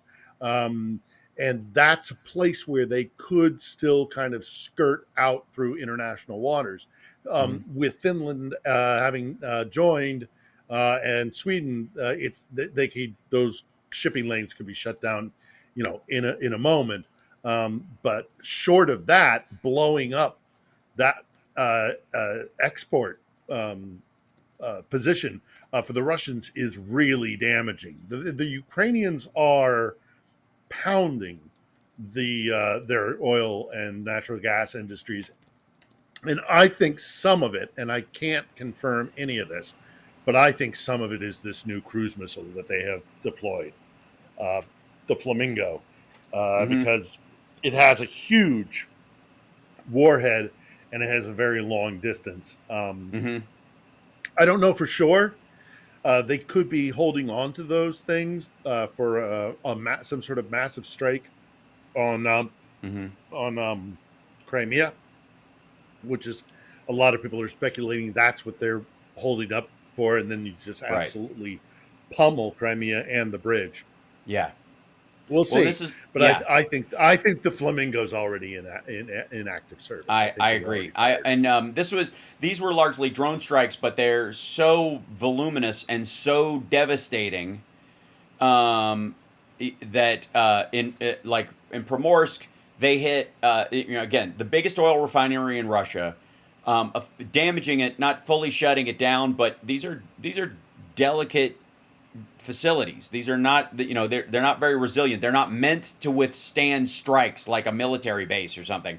They are, if you ever drive by a power plant or a refinery, there's a lot of tubing outside of other tubing. You can see it from the street, and because they don't expect it to be hit. And it doesn't take much to ruin pieces of it for periods of time. And then you've got to repair it. You have to have the people to repair it. You have to have the means and the stuff, just whatever's damaged, the replacement parts, all that stuff. And they also damaged 2 tankers, one that can carry up to 700,000 barrels of oil. So the facility itself produces about 1 million barrels on the regular a day, I guess. And the biggest ship to take that as it's being produced was damaged and can't do it. Plus, it's still got to sail all the way to India and China because these are their primary, it's not like it has to chug across the Black Sea. The second part of that is, as far as the damage to these, to the ships and the facility itself, is that, as we all know, refineries and pumping stations, if you stop them, you shut them down to repair them, gunk builds up on the back side of it. At the longer you keep it shut down, it becomes harder to reopen. And so the idea is that in damaging these facilities, that as they repair the one part of it, the rest of it starts to fail because there's all this backed up, unprocessed oil or other naphtha, petroleum jelly, all these other things that are part and parcel to the product itself that can gack up the works. So yeah, it's a huge deal whenever they hit something like this, but this was on top of it being a really delicate facility anyways. This is what they're attempting to do in all these different places. So what's our next one, Johnny? Next one is from Greg Edmond. What is the status of the Ukraine nuclear power plants under Russian control? Well, in particular, Zaporizhia. There was a recent incident where they fired from Zaporizhia and then basically kind of threatened the Ukrainians to return fire. It's more than anything else, those nuclear power plants are being held as hostages. You don't dare shoot at us here because nobody wants some sort of nuclear, event to happen. I have seen the Russians making the argument that the Ukrainians will use it as a red, as kind of a red flag event, which is the most idiotic thing I can think of, because the Ukrainians are going to. The Ukrainian mentality is, this is our land. Yeah, why would we irradiate it for 10,000 years? Why would we irradiate? We already have to deal with Chernobyl. Why would we do this with Zaporizhia as well? Right. So, but they're basically being held ransom, and they put military units, medium to long range, even some armored battalions and stuff get put in there because they know the Ukrainians won't shoot at it. So it's deeply cynical, and it's playing a very dangerous game. So as of right now, though, it's my understanding that the situation, touch wood, has returned to relatively normal after this kind of event where the Russians chucked out some munitions. And I know. Well, let's grab another. Whoops. Let's grab another Touch question. Let's grab another question. Sure. Here's one from Be Pragmatic. What risks/rewards are influencing Lukashenko's approach to the latest incursions and the use of Belarusian territory? Yeah. Ha! Well, I mean, the Poles have closed the Belarusian border, Belarusian-Polish border, which has pissed off Moscow. Because that was a great way for them to kind of smuggle out stuff.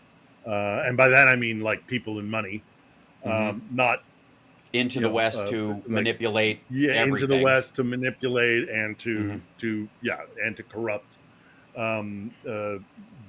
things in the West.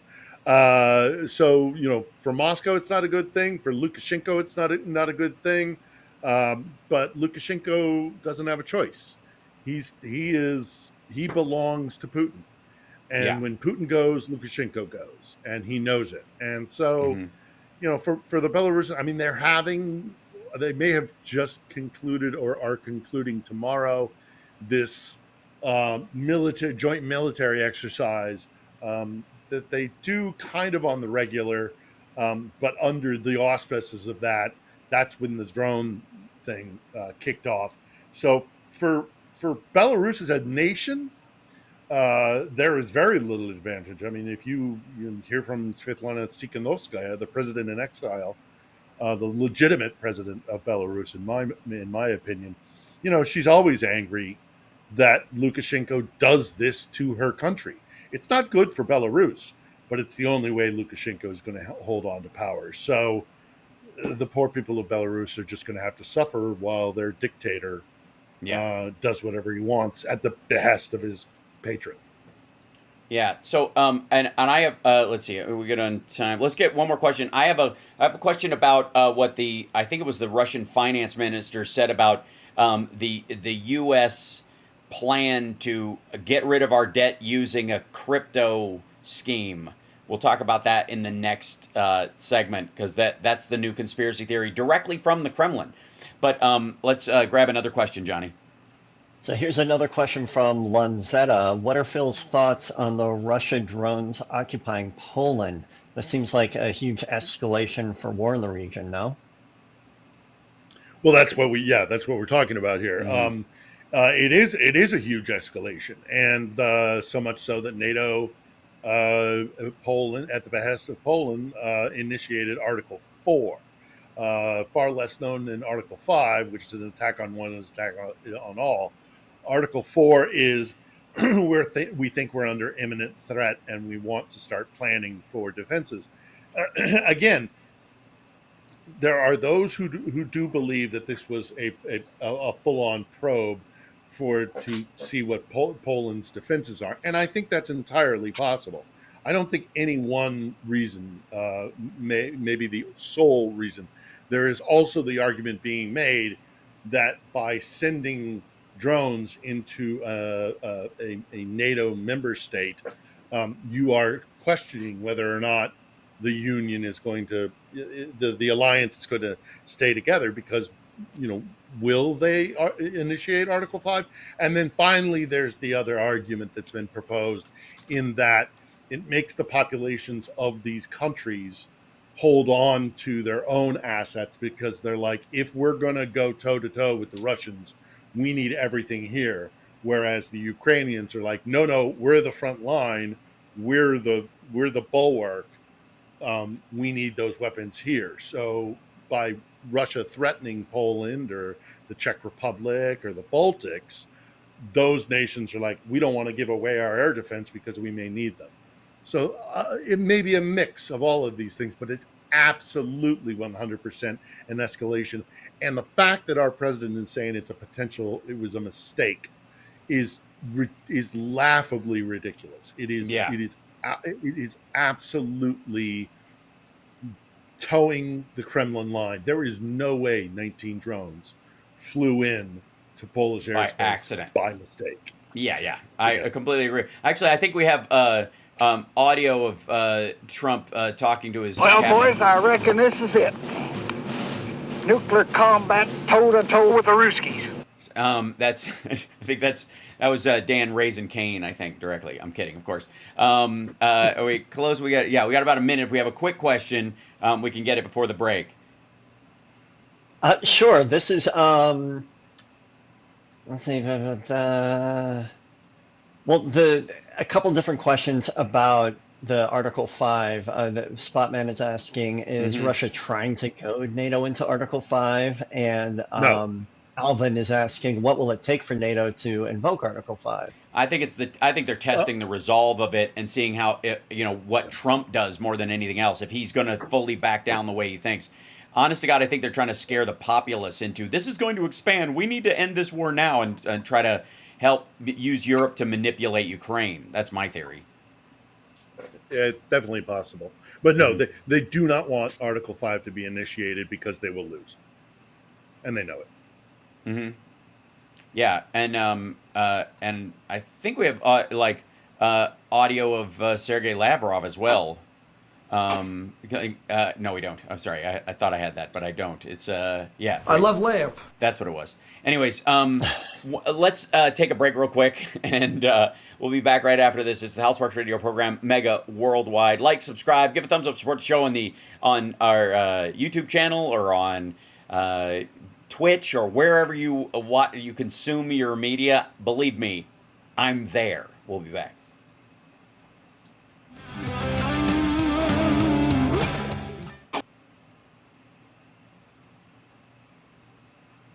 Let's see. Short break, back in 30.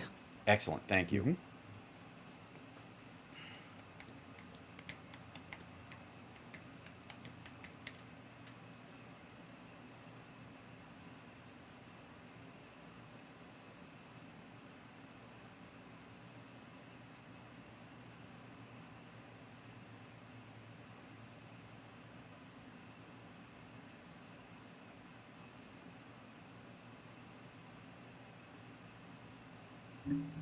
I am happy, you are happy, let us be happy together, whether the weather is cloudy or sunny. I will always be your funny honey bunny. I am lucky, you are lucky, let us get lucky together, whether the weather is cloudy or breezy. I'll be there to say, hey, come on, let's take it easy. 'Cause isn't it nice to have the friends that you do? And isn't it nice that the sky is so blue? And isn't it nice to say I love you, chugga chugga choo choo, woo woo.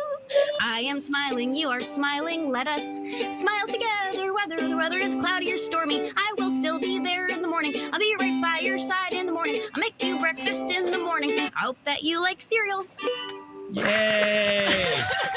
Welcome back. I will say that in spite of this, the madness that seems to be surrounding us, and everybody desperately, I think, in the political sphere, wanting everything that's bad to kind of ratchet up to make themselves more important. Life tends to go on in a lot of places, much annoying them that they're not the most important people in the world, and I think we can take some element of solace in that. But let's get to the rest of the questions, because I want to. In a moment, I want to talk about the accusation of the Russians apparently, and I think this falls under don't give them any good ideas, have a theory about the U.S. and crypto and our debt. Go ahead, John. Okay, so here's the next question from Hammock Queen. How many Russians died from COVID? Good question. We'll never know. Yeah. We'll never know. We'll never know. Mm-hmm. They arrested doctors during COVID who were going to talking about COVID? For talking about COVID and talking about the dead and talking about their needs for, respirators or for, whatever, just support during COVID, and they were arrested for it. So, I doubt very much that we'll ever have a precise number. We might be able to narrow it down once Putin is off the stage, but Yeah, we're never going to know exactly. It's somewhere between 0 and 500,000, probably on the high side. In reality, they had about 20 million cases. They alleged that about 19 million plus recovered just fine. Whether that's true or not is nonsense. And again, there are still some people who think that China had 4,000 to 30,000 cases. And I don't know any country of 1.4 billion people that welds their populace into their apartments over 4,000 deaths. But apparently some people still buy that. So and the Russian Sputnik vaccine, which by the way they stole by hacking into the research laboratories at Oxford, and that's why it was half done. And so the Sputnik never was really a useful vaccine. That's another interesting little bit of what the Russians did during COVID. That's right. So so for those that don't know, I want to bring this up before we get too far along. There, in an attempt to kind of, feed into the Tucker Carlson conspiratorial world, to give them some ammo, the Russian finance minister, I think it was, came out and said that America has a plan to get rid of our $37 trillion worth of debt. And here's the plan. We're going to artificially inflate crypto by buying a bunch of it. Buy a bunch of Bitcoin, drive it to 1 million. Have people purchase our debt effectively as a sidecar form of treasuries in crypto. And then, in a way that we can't do with the dollar, undercut crypto and rug pull it and destroy the value of it, and then buy our debt back at pennies on the dollar, like we're one of those like call center companies that chases you down for $3,000 worth of credit card debt, and they bought it for $100, and if they can get $1,500, it's all profit. That's what this guy alleges that Trump is planning on doing with the U.S. debt via Besant. That's why they put up with the fact that Besant is a gay married man, and why maggots who are not normally okay with that are fine with it within the administration, because this was his strategy and they are going to carry it out. So, and again, I would argue that this is something that is really just to give Tucker something to talk about for a couple of weeks. Mm-hmm. I don't know if you've heard about that. Never. I don't ever listen to the Russians. They just right. lie again. So. I mean, it's all part of an I think it's all part of an information. Not that I don't think the whole MAGA Trump cabal could be just that stupid, or reckless rather, maybe a little both. But look, if the Russians are putting stuff like that out there into the information space, it's for a reason. It's also because they think that Trump's meme coin stuff that he's been doing is a pilot program for that. It is an example of doing that in business, which is artificially create this thing, put all your debt, pay off your debt with the money you've made from it, and then rug pull your own currency, and sell it as people are running out the door, trying to sell it for slightly, as the price starts to cadaver. Buy back your own currency and then do it again. And if you do that with the US dollar, you end up doing what China did, which is completely undermine your, confidence in your currency. But if you do it with crypto, which everybody participates in, you can skirt the outside of it. And it becomes this, as my old magic teacher used to say when I was concerned that learning how to sleeve in magic would teach people how to steal. He told me something, and then he said, "You can do that once in every state." And there's it's a true story. And but that's how I think they're worried that they think about it. And it's also because, why is Russia so worried about crypto? Well, because that's their money laundering tool of choice since all the focus on Deutsche Bank and the Bank of Cyprus. All eyes are on these organizations, and Europe is now paying attention and not turning a blind eye to it the way they were before. They're starting to look at Russian money that's parked in other places. The only place it's really safe is in crypto. And if America rug pulls crypto, that damages their nest egg, their go bag, as it were. And I think that's really more about what this is so that they can blame the drop not in the fact that it is a lot more penetrable than people like to think it is, and it's not as safe as they think it is or as anonymous as they've said it is, but that they need it to keep stuff afloat, to hide a lot of their oil transactions and the like. That's all happening through Bitcoin and other stuff. You can see the spikes of Bitcoin anytime Russia has been denied another avenue for, when they were cut off from the SWIFT system, when certain sanctions were put on, when the India sanctions went on, suddenly there are these big jumps in crypto. It's not an accident. And so they need to protect the value of it. And if America decides to do a rug pull on crypto, at some point, they're done. Along with, I guess, the rich people in China who've been shoveling their money out of the country. So let's see. We got a couple minutes left. Let's grab another question if we could. John. Sure, I've got one from Chris Doug here. Please ask Phil, what was the reaction of the murder of Charlie Kirk in Russia and Ukraine? Did it register? It did. Charlie Kirk was outspoken in his anti-Ukrainian rhetoric. So there was some reaction here in Ukraine of, good riddance to bad rubbish. There were some who were, openly kind of celebrating just because he was so loathsome towards them. And of course, they've got friends and neighbors and family dying. So it's hard to be too critical of that. I know that some were. In Russia, they pounced on that. Yeah. They continue to be all over it. And we should all be mindful of the fact that there already has been, and there will continue to be information warfare campaigns launched out of Russia to continue to exacerbate the division of Charlie Kirk's death.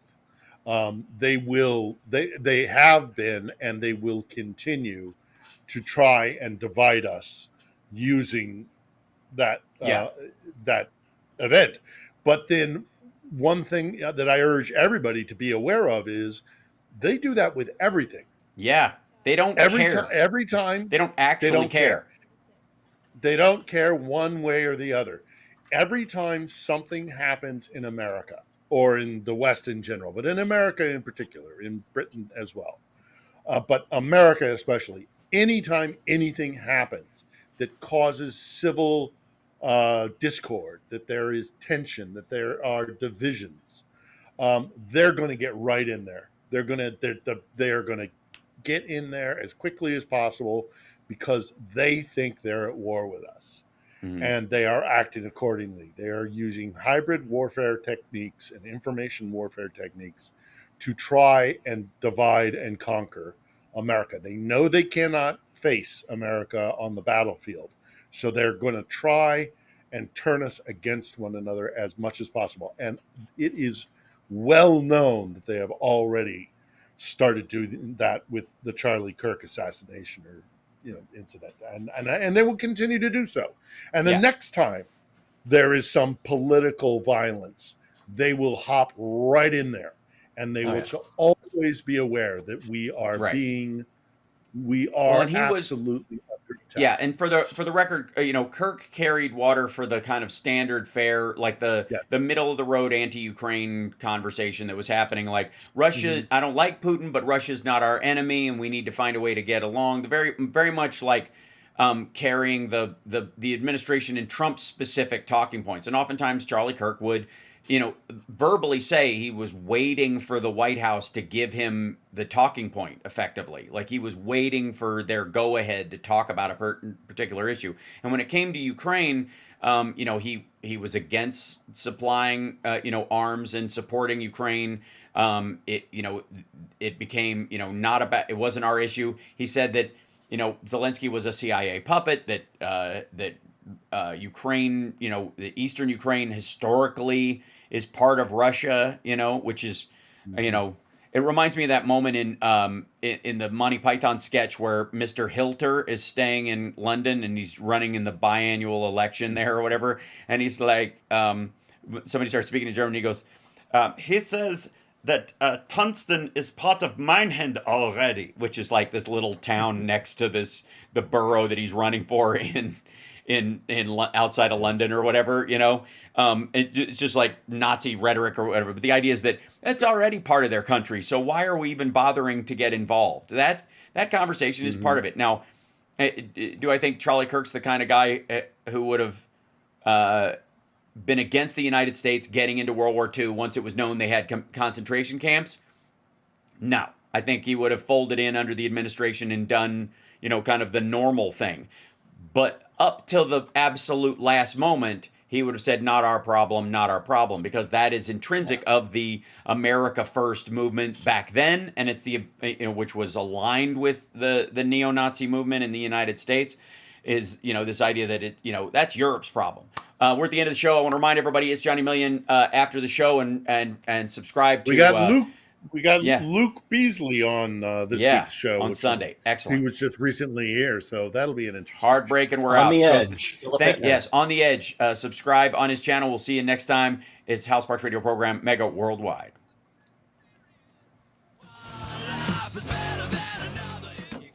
Excellent. So Johnny, you got to jump off and go prep, and I will wait till you're up, and I will throw to you. Thank you. Phil, I'll see you guys soon. Take care, Phil. Yeah. Yep. Talk to you. Let you guys go. Talk to you on Wednesday. Excellent. All right, bye-bye. All right, there they go. I'm alone again without you. Hi, everybody. Hi, chat room. Excellent. You watch Phil. Great lineup, Phil. Yes, Luke is a good dude. So we got to get him on the show, too. I want to talk to him about his trip. That would be cool. And then, of course, let's see. There were a couple of things I want to talk about while we're waiting for Johnny to get his stream set up. I'm just saying, on days like this, when he knows this is going to happen, and he knows he's doing a stream, he should put it all together, and he should just have it ready to go so he can flip over, just like when I did Dino Badala's show. I used OBS to do it so that I could just flip a switch and start the show as soon as we're done. Is it too much to ask? Right. Hey, Robert knows that I was singing a Dawkins song. Well done. Oh, it's Brian. Isn't that interesting? Hello, Brian Karam. I'm on. How you doing, man? I'm good. I'm on the air right now. Can I call you back?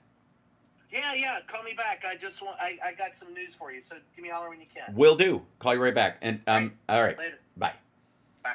Look at that. I was just speaking very well of Brian Karam, and he magically heard me. You're too damn good. I don't think so. I think I'm just good enough. I feel like I don't want to show off too much. You got to show off just the right amount. Yeah, that was Brian Karam, by the way, great reporter, and also the guy that Trump calls Playboy because Trump's brain is tapioca, and he can only remember that Brian Karam once wrote for Playboy, and that's all that matters.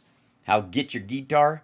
Oh, I will. Like I didn't get to show much of this while I was waiting for Johnny to pop up, but yeah. So sometimes I will see on eBay that somebody will buy like the lesser version of a guitar, and I feel very sad when I see that. And they'll sell what's, the nicer version is like $1,500 or $2,000, but the cheap version, they like bought it for $700 and they're selling it for $400, something like that. And I'm like, but that thing's a beautiful guitar. I was like, that's really nice. But the problem is it's got, most of the time, it'll have shitty tuning pegs. It'll have the weaker, cheaper pickups in it. It'll have bad electronics and all that kind of stuff. And so I just decided this is like my orphan guitar thing, that when I want a guitar in a certain style or whatever, I'll find one that somebody's just basically abandoned, and then I will fix it up. So that's what I did with this guy. This is a Wild Audio. This is a Zakk Wylde guitar. Now, the problem with it is, and this is an issue that I currently have with it because my rig's not plugged in down here, or I would show you, but it plays very nice, but the wood is very dry on the neck because it wasn't well polished. So I bought a new bridge and tailpiece, this thing and this thing. So I'm repairing that today. I'm going to replace this today.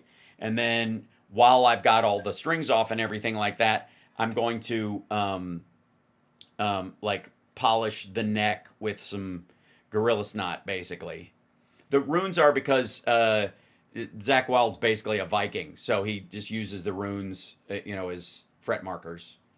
And I mean, look at him; he looks like a Viking, and that's where his family comes from and stuff. Just like mine, Scottish and English and Viking. That's it. So anyway, so it's pretty cool. I didn't know till recently that because it's got that bullseye on it. He had asked originally when he got they were like going to make a custom guitar for him to tour with Ozzy. He had asked for them to do a the Vertigo, the Hitchcock Vertigo swirl on it, which was this like circle inside a circle, kind of almost like an optical illusion. And the guy was like, they just handed him this big yellow bullseye, and he was like, okay. It's like, well, beggars can't be choosers. I'm Ozzy's new guitar player, so how dare I ask for more? So, anyways, I'm still tweaking it. Still got some work to do on it, but it will be lovely and playable very soon. And then I got to bring up Twitch. I got to get our Johnny Million thing in here. We go into here. Go to my creator dashboard because I don't know if you know this, but I'm an online creator with influence. I do influence and stuff. Ladies and gentlemen, I'm an influencer. There he is. I see him. Okay, so we're going here, and there's Johnny Million. We're going to start the raid now. Oh, I'm already raiding him. Oh, okay, I see. Sorry, I'm going to snooze my ad. There you go. So we already raided him. Excellent. Okay, CSL did it. Thank you.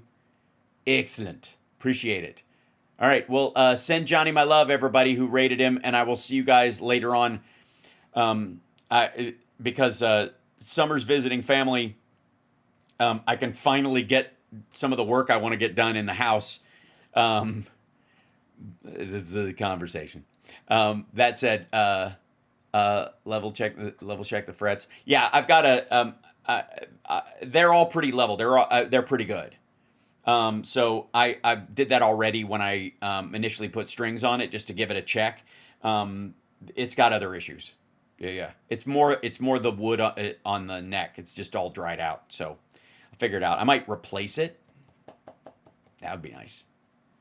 Maybe pull it up and do a full ebony fretboard, but I don't want to recreate those runes. It'd be a pain in the ass. So give me some time. I'll work on it. It's just, look, this is how you guys always wonder, like, how do you remain sane in in this world of craziness or whatever? It's because I have other interests that I find invigorating, fascinating, and complicated. So it takes my attention, it takes my effort, and so it's almost meditative. Anybody who plays guitar will know sometimes you just need to change your strings, man. Sometimes Boral, yeah. Sometimes you just need to change your strings. Right? So whatever it is, whatever your thing is, whatever that hobby is, find something where you work with your hands. I don't know if it's knitting or something like that. Just do yourself a favor and change your strings.